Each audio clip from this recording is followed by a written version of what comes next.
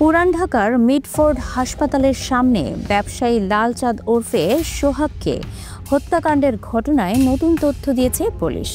আইন শৃঙ্খলা রক্ষাকারী বাহিনীটি জানিয়েছে, ভাঙাড়ি দোকানের নিয়ন্ত্রণ এবং আর্থিক লেনদেন নিয়ে বিরোধের জেরেই সোহাগকে হত্যা করা হয়েছে। শনিবার 12 জুলাই দুপুরে সংবাদ সম্মেলনে ঢাকা মহানগর পুলিশের লালবাগ বিভাগের উপকমিশনার জসিমউদ্দিন এই তথ্য জানান। তিনি বলেন, অপরাধীদের সঙ্গে প্রাথমিক জিজ্ঞাসাবাদে জানা গেছে মিডফোর্ড এলাকায় একটি ভাঙাড়ি দোকানের ব্যবসায় কারা অংশ নেবে তা নিয়ে দুই পক্ষের মধ্যে দীর্ঘদিনের দ্বন্দ্ব চলছিল।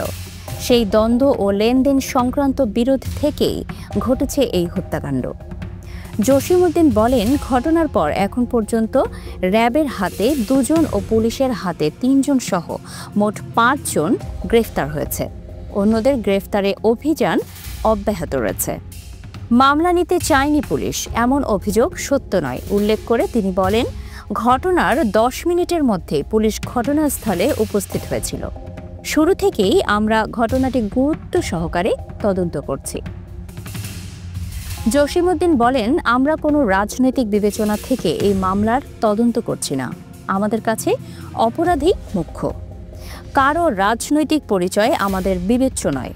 আমরা সোহাগের আগের কর্মকাণ্ডগুলো খতিয়ে দেখছি।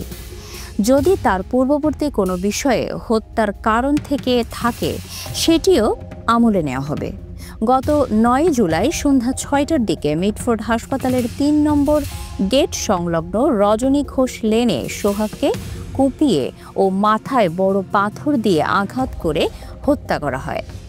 ঘটনার একটি ভিডিও সামাজিক যোগাযোগ মাধ্যমে ছড়িয়ে পড়লে তীব্র প্রতিক্রিয়া দেখা দেয় নেটিজেনদের মাঝে।